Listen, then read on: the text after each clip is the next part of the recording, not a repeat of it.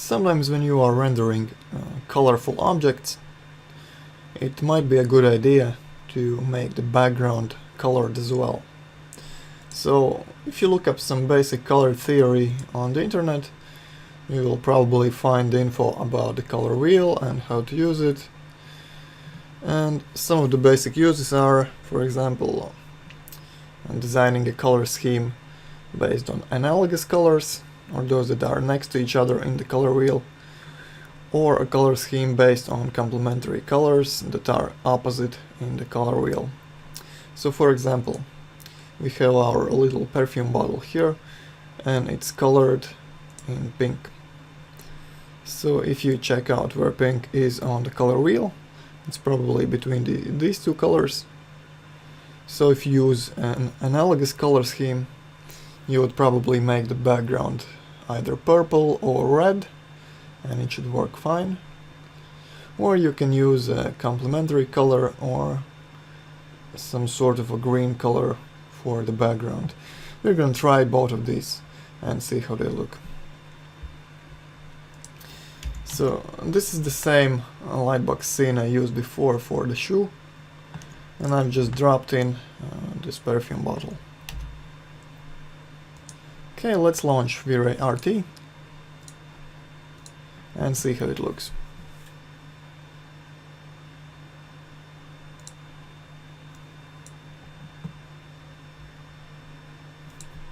Alright, now what I want to do is I want to change the material of my backdrop. So I think it was this one, and I'm gonna change it. Let's start with the red, color first.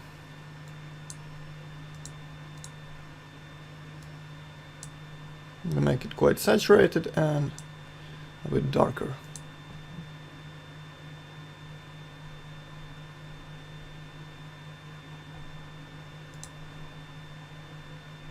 Okay, maybe let's make it purple.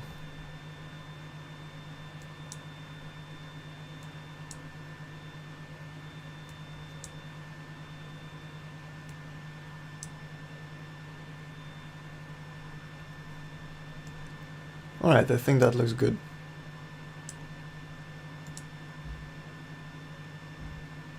Let's make it even darker. And now I want to make it a bit less boring and add some sort of light behind this perfume bottle to light the scene. Actually, to light just the background. I'm gonna make regular V-Ray light. Choose the sphere type and just create a small sphere behind your perfume bottle. Okay, let's bring it up.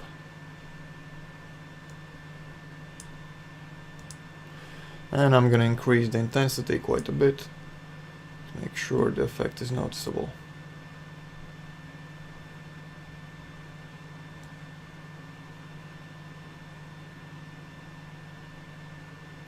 Okay, it actually looks pretty nice when it lights the perfume bottle. Not just the background.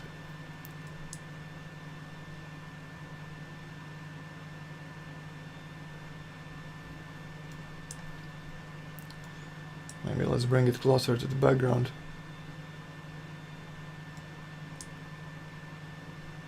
So experiment with the position until you find the effect that looks nice in your preview render.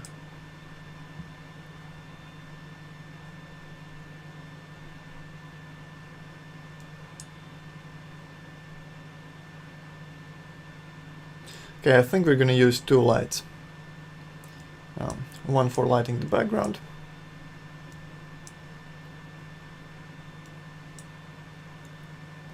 and one for creating these highlights on the bottle. Okay, so this one will not be visible in the final render, it will only light the background.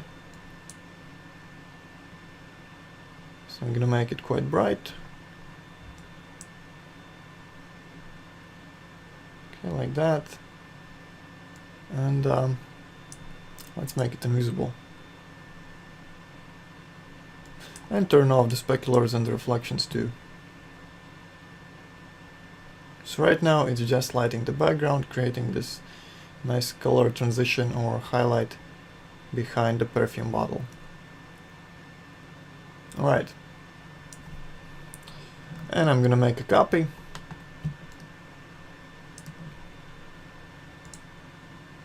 Move it closer to the bottle. And turn on the visibility, speculars and reflections as well. Okay. And for this one I'm gonna bring the multiplier down.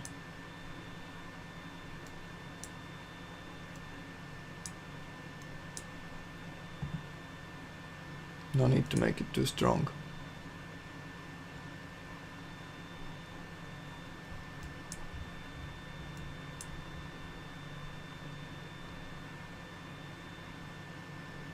Alright. Gonna make the background a bit stronger.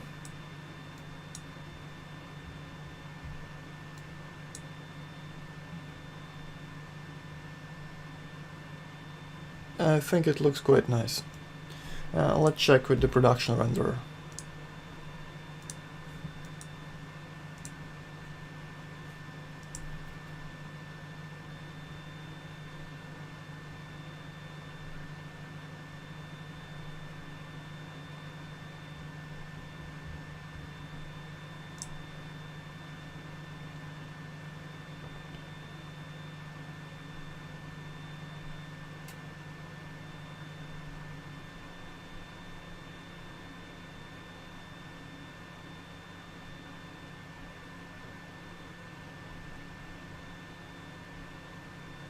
Right.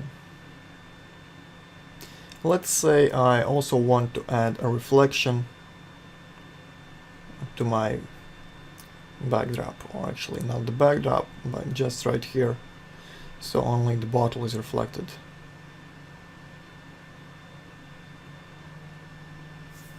Okay, so this looks quite interesting. Let's try bringing down the intensity of the light box and see how that looks. Okay, back to active shade.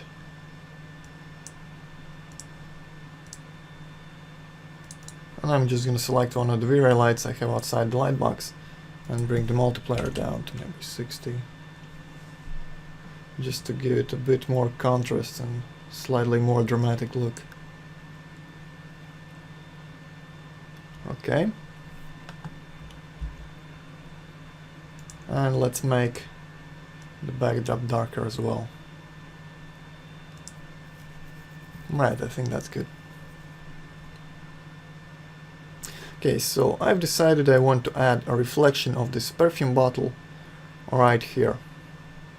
So to do that, I'm gonna use the reflection settings of my backdrop material. Okay, first I'm gonna make the reflection sharper. And I'm gonna turn off the Fresnel. So right now it's reflecting a bunch of stuff I don't really want in my render. For example, the light box here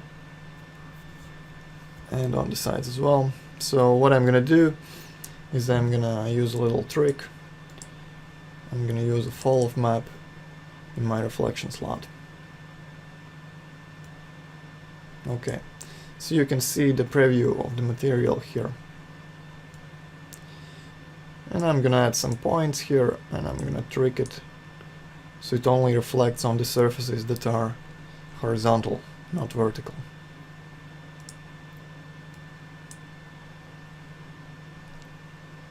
Right, and just with that little simple change, we have the reflection only on the bottom part.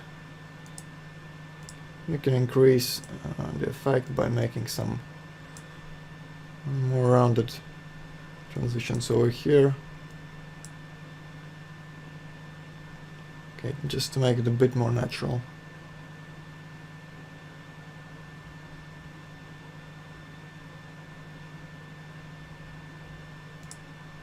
Maybe let's blur the reflections just a little bit.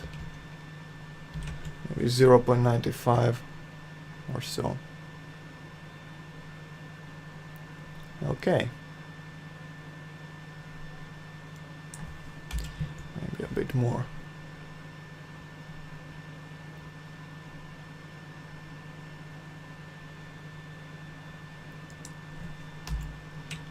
Okay, back to 0.95.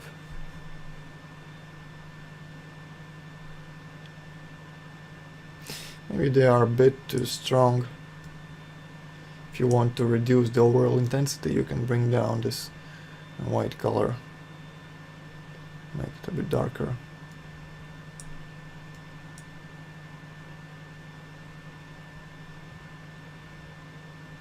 Alright. And I think I'm gonna go back to the sharp reflections.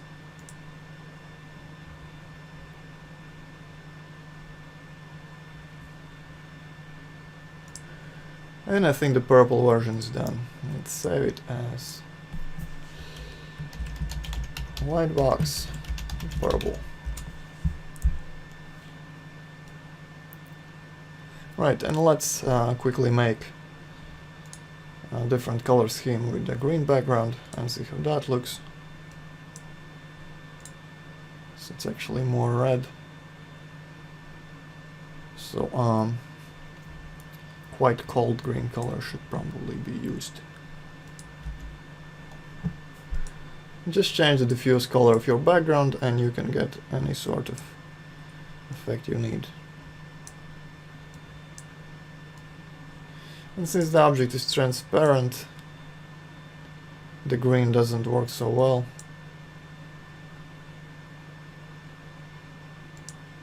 If it was a solid object, then I think the green would look better. This way, if you want a green background, you're probably better off by rendering one on a red or purple background, or even white, and compositing in post-production over a green background to keep that pink and red color inside the refractive little bottle. So, but that's just in this case when we have a transparent object. Right, so set up your high quality settings and you are ready to render the final image.